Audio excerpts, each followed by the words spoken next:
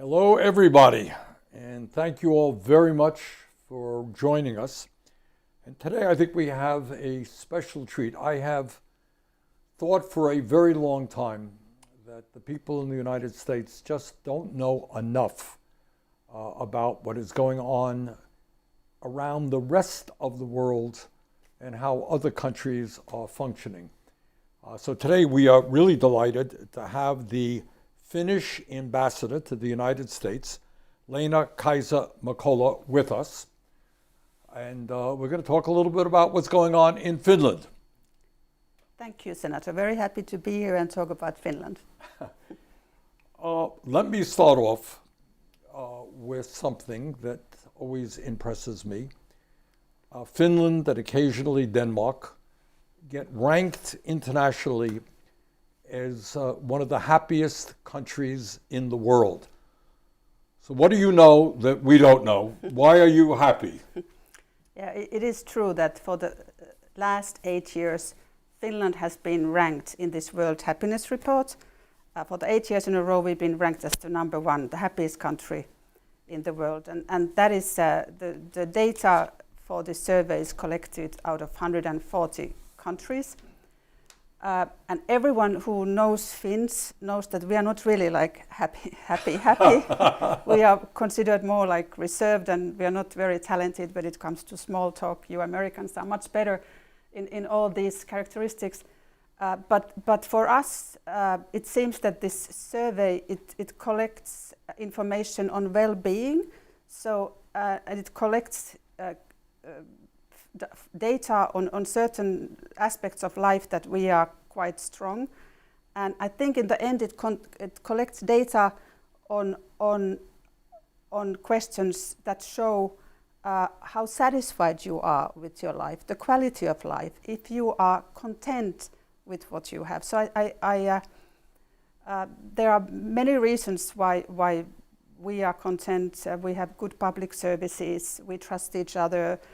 Trust is very important. I think it measures certain kind of generosity also, this survey, life expectancy, GDP as well. So it just brings out the results of the success of Finnish society. Let's talk about that. I know that many of the viewers know that somebody like me is accused of being far left, occasionally a communist or whatever it may be. But it turns out that many of the things that I believe in already exist in a number of parts of the world, including Finland. So why don't we do this? Let's take this exercise. I'm a 16-year-old kid in Finland, okay? Young man, young woman. What does my future hold for me in terms of job opportunities, education? Start with education. All right, I want to go to college. In this country, kids who go to college leave school $50,000, $70,000 in debt. Does that happen in Finland? No, the education is free. And at the age of 16, our young people usually choose if they want to go to high school and after that to choose the path of university. Or some of them, actually almost 50%, they choose vocational school education. And so they make these choices and look, many of them hopefully also to create a family after this free education that they have. And I think that our society is well equipped to support young families and support our citizens till the day they retire. So it doesn't mean that we would rely completely on the government and the society, but the system we have built actually guarantees fair treatment and equality for our citizens.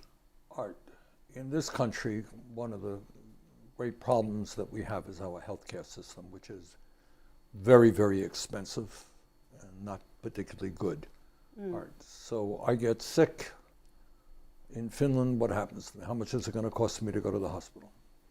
Well, basically the public health system is free for everyone, and it's guaranteed by our constitution.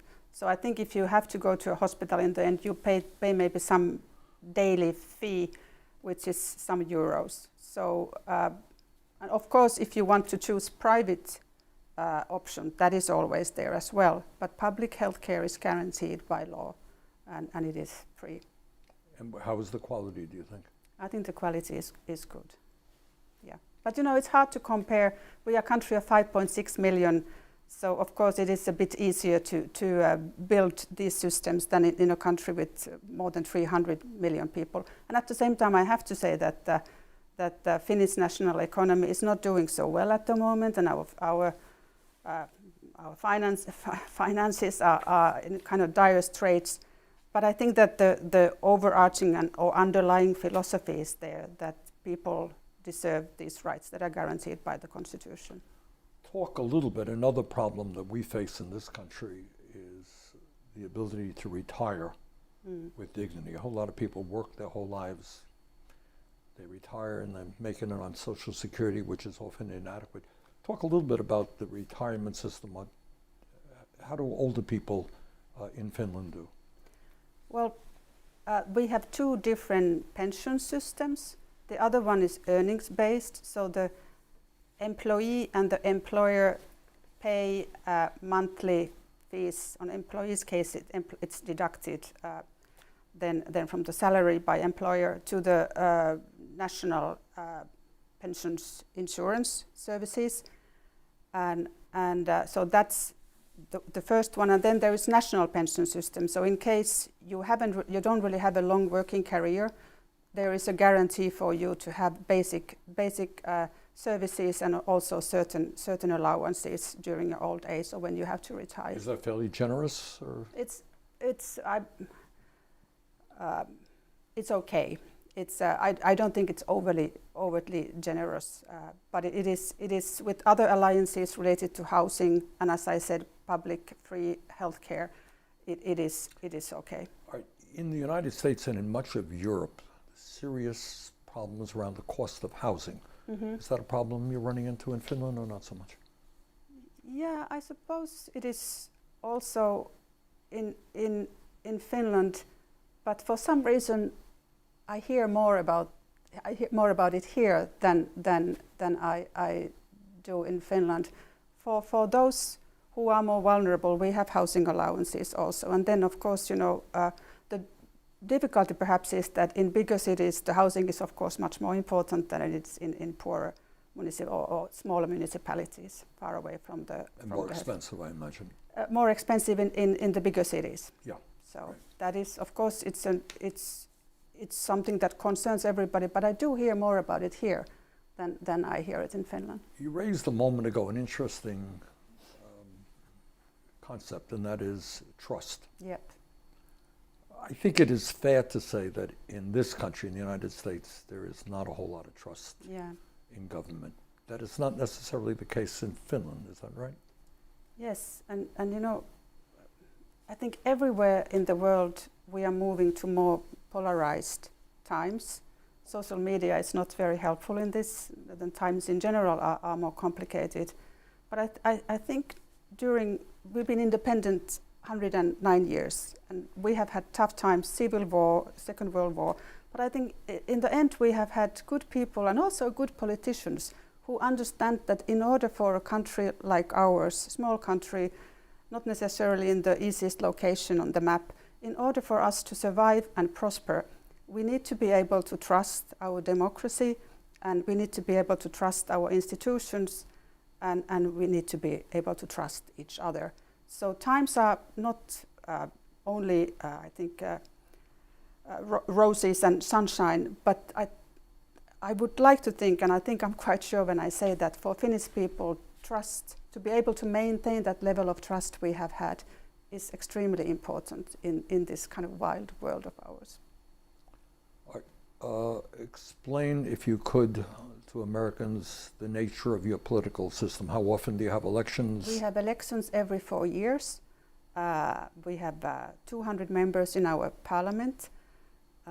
We have the party. We have always coalition governments. We don't have a bi-party system as you do. So the party that wins the most seats in our parliamentary elections creates starts creating the government, and in order to have the government program, and while it's a coalition government, certain compromises always have to be made. And I remember when I was younger, we used to have more elections and governments collapsed during this 4 years period. But I think during the last 20 years or so, 30 years maybe even, the governments have lasted the whole election cycle. See, that concept of coalition government is quite foreign to those of us in the United States. It's winner take all here.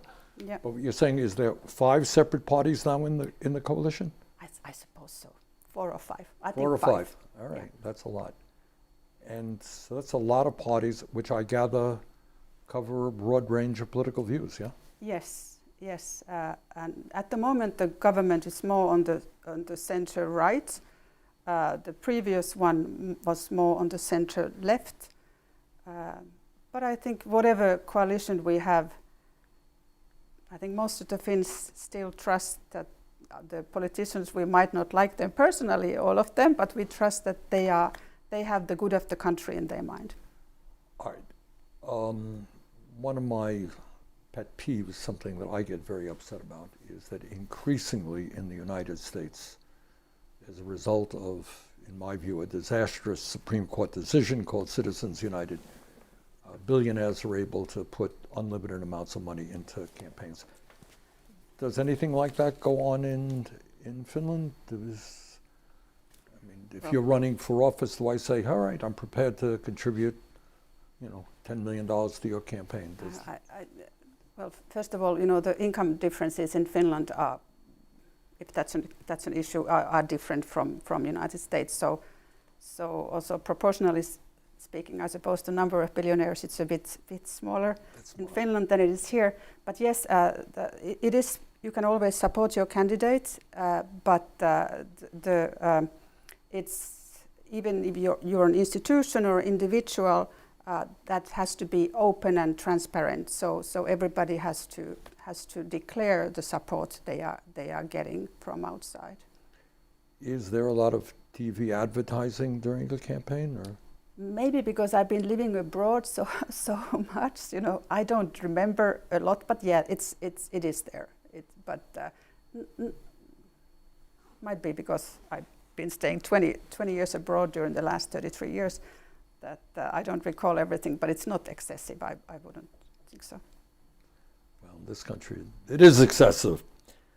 How did Finland, I've always been curious and never really could figure it out. How did Finland get to where it is today in terms of its so strong network of social welfare programs? It wasn't always like that, right? Well, but it's, I said we've been independent 109 years. We had tough times the first decades. We were a poor country, but maybe I repeat the one that I just said, that the idea to have a social cohesion among our population has always been important for our leaders. And then, of course, we are part of the Nordic group. The Nordic model is something that we can see benefits citizens of the other Nordic countries and also ours. So there's kind of a common understanding that this is good for all of us. This is not only good for the more vulnerable ones, but this is good for all of us. Well, I am sympathetic to that point of view. That is not necessarily a point of view that is held by some people in this country. But all right, talk a little bit. Finland is in an unusual geographical position, right? You border on Russia. There was, Russia invaded Finland in 1939? And we were part of Russian Empire till 1917 when we gained our independence. That was after the Russian Revolution. Yeah. During this turmoil, we found the occasion to talk a little bit about Finnish history, if you might. We've been part of Swedish Empire till 1809, and then from 1809 till 1917, part of the Russian Empire, and independent now for 109 years. And what should I say? we are kind of a peculiar Nordic state in a way because we don't speak the same language, most of us, than our Finnish language is not a Scandinavian language. We have a Swedish-speaking minority in Finland, and we cherish this identity as well. It's very important for our common identity in Finland. But we are kind of an odd duck in a way among the Nordic countries. Our language is more similar to Estonian than to Swedish, Norwegian, and Danish, and so. We lost big part of our land, lots of our prosperity, and of course, enormous amount of human lives during the Second World War. And we had to go back a little bit. Yeah. So the Soviet Union invaded Finland in 1939. Okay. Yeah. And what happened? What was the result of that? The result was that we lost land, prosperity, property, and lives, but we remained independent. And we remained sovereign. And the same happened after the so-called Continuation War that started 1941 and then ended 1944. And after that... explain, was Finland occupied by... We were never occupied by... By the Nazis? We were not occupied by Nazis, but this is a kind of a complicated chapter of our history. Between March 40 and summer 41, I think Finland and our leaders then found ourselves in a kind of a limbo. We were alone, and without any allies as we have today. And so there was this kind of a certain agreement with the Germans that when they invaded tried to invade Soviet Union, we could take back the lands that we lost. And that war of continuation lasted till 1944, and then there was a peace agreement again, as harsh, I suppose, as it was in March 1940. We lost same lands that we actually gained back. We lost again lots of lives and property, prosperity, but and it kind of influenced our place in Europe and our place in the world, and how we conducted our foreign policy during the following decades. We had to take into account a certain amount what our eastern neighbor was thinking, but at the same time, I think that one has to remember that we remained independent, we remained sovereign, and we had the agency of being a small and proud nation in Europe. And every time during the following decades, we used the opportunity to take steps towards the West, just to underline and show something that we always know it's true, that we are part of the Western world and part of the Western democracy, as we always have been. So we joined Council of Europe, I don't remember exactly the year. We joined European Union 1995, and then 3 years ago we joined NATO. I talk about that a little bit. I know that joining NATO was not something that was popular in Finland for many, many years. Is that correct? Yeah, I think that Finnish people didn't really have something against NATO. The defense alliance, good idea, great, but I think majority of Finns thought that this is not something not for us, and we have to maintain an independent defense, independent, strong military forces that we have and we have always had, that we can perhaps manage alone. Also partly taking into account our history during the Second World War and before, we were alone. So this being alone is somehow stuck into our mindset. But when Russia did something that we considered impossible and irrational, in February 24th, 2022, attacked sovereign nation Ukraine,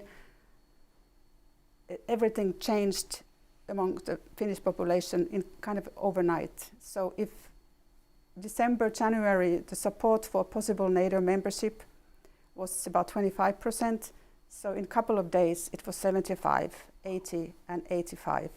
So I think Finnish people realized that if you have the possibility to be a member of a strong defense alliance, you better use it. And so now we've been a member of NATO for 3 years, and I don't think that Finland is a country that is only getting something from the membership.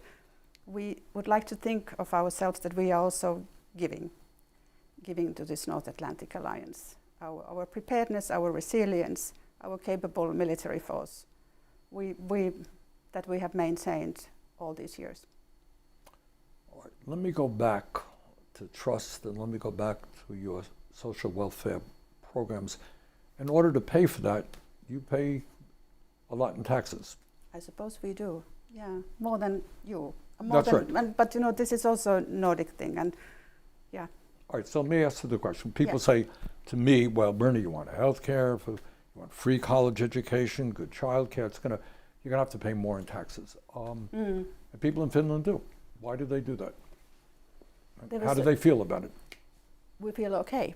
There was a survey, I just read about it when preparing for our discussion, and I was, being a Finn, I was still surprised to see that 93% of Finns consider paying the taxes we pay as an important civic duty. So this is... All right, let me repeat that in case people didn't hear it. 93%, according to the ambassador, of people in Finland feel that paying their taxes is an important civic duty. Probably not quite the way we see it in the United States. Why do you think that's so? Well, once again, our countries are different, our systems are different, the population size is different. But it has to do with some of the things that we already discussed: free education, public health care. We know that when we pay these taxes, I'm not sure if some people call us happy taxpayers. I don't know if we're happy, but we are content taxpayers. When we pay, we get something in return. Our children get free education. When I retire, it's more or less guaranteed that I don't have to live in poverty. I think even many of those people who are rather well off, I think even them, they are part of this 93%, and they have enjoyed the benefits of a good public education and free public education system. So there's a trust that the system delivers.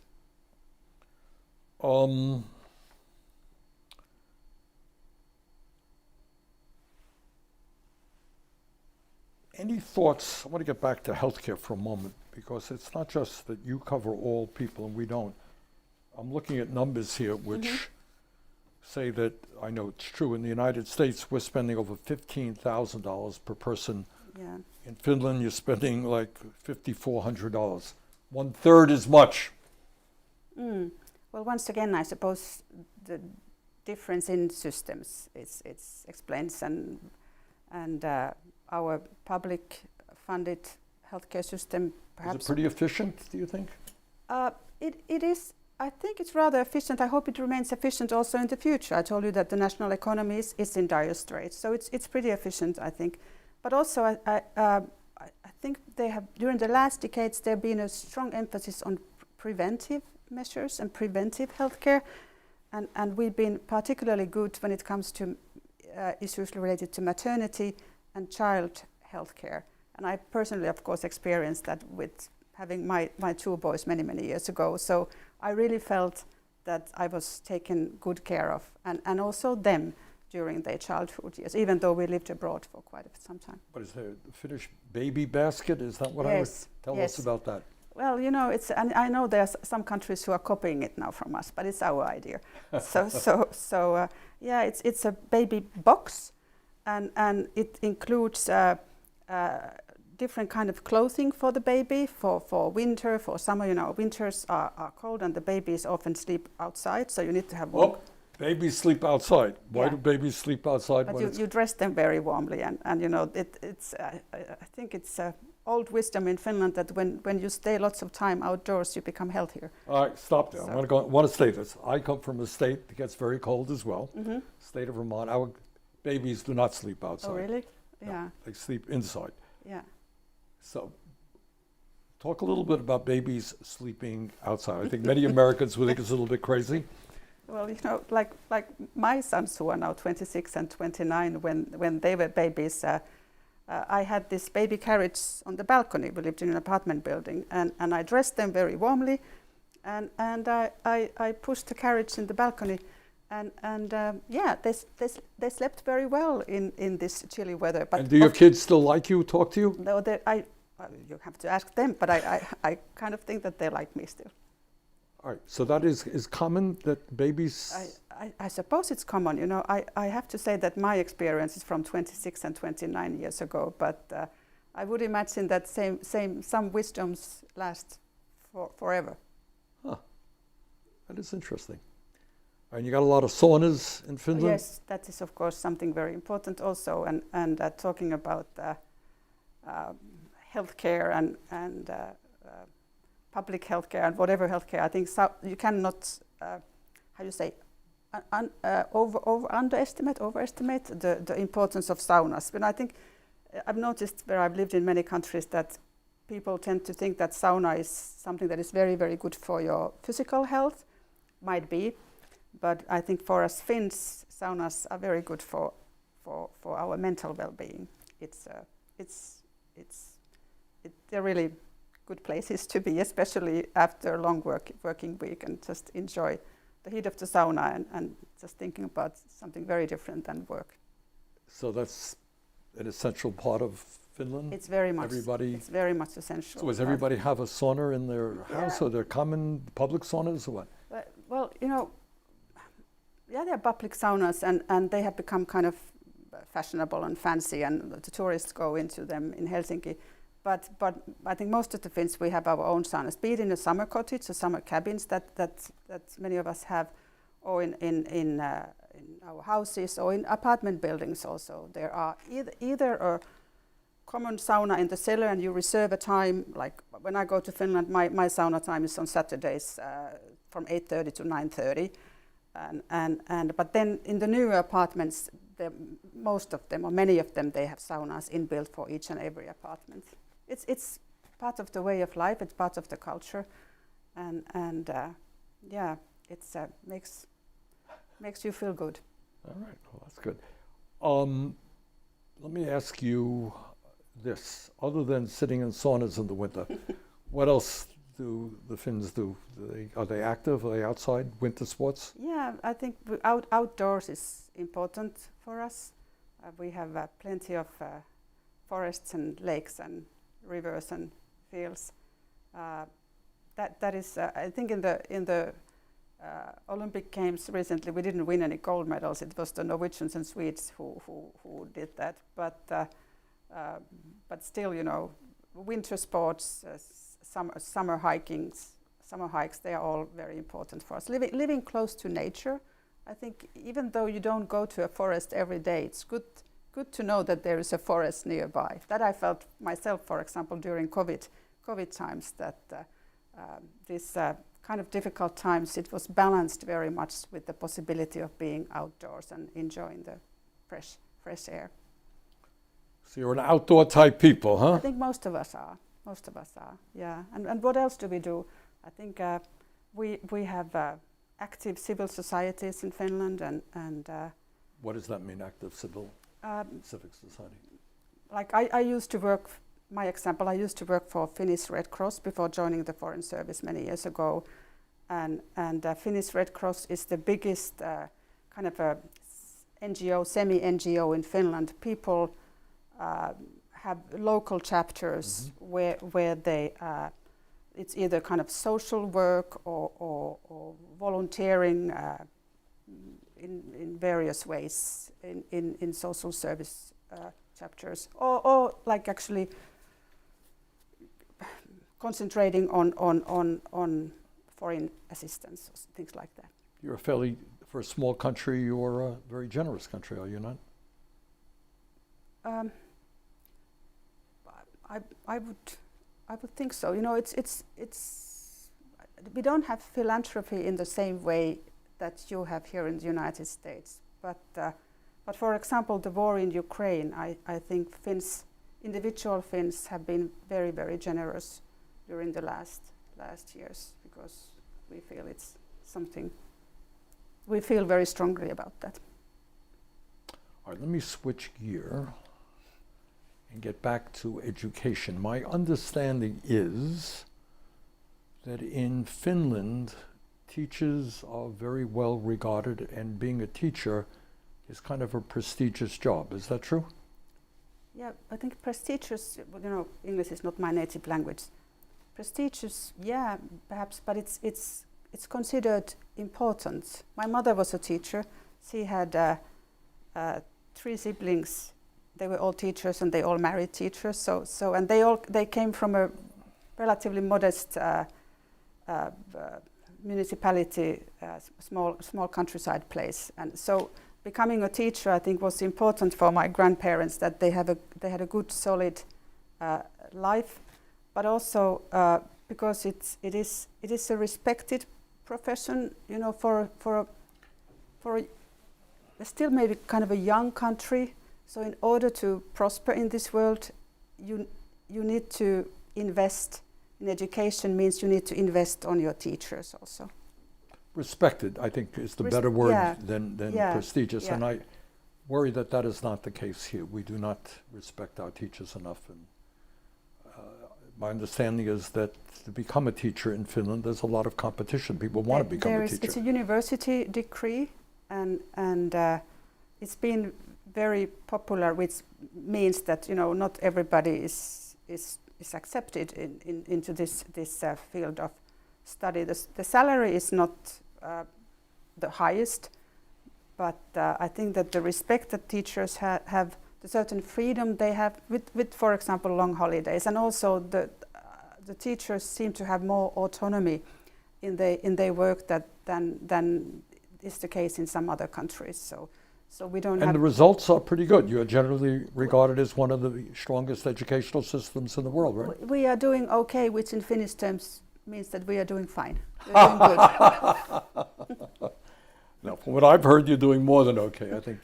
I think one of the most important things is that the Finnish parent can be quite sure that his or her child gets a good education, no matter if you come from the southern cities of Helsinki, the biggest cities in the south, or if you come from the less populated areas in the east or north. And that wherever your child is studying, you get a good, decent education that helps the child to navigate in the world.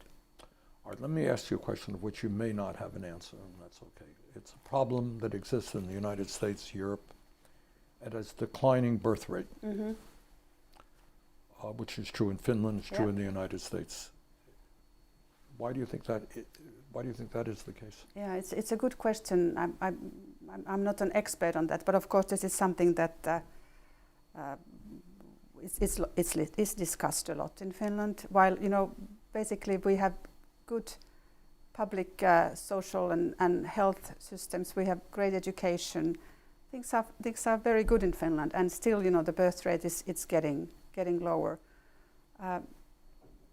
This is something one should ask more from the younger generation, how they feel about this. Maybe some people start a bit late planning the family, but all in all, perhaps they enjoy their freedoms more or in a different way than the previous generations did.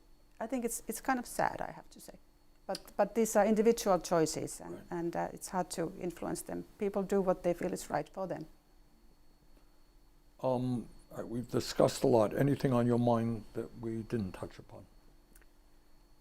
So why should everybody in America move to Finland, or at least vacation in Finland or something? Yeah, you're very welcome. It's a nice place to visit. It's a safe place to visit. We are, as I said, we are not the best ones in small talking, but I think we are genuinely hospitable and generous, as I have actually found also Americans when traveling here during my first year and a half.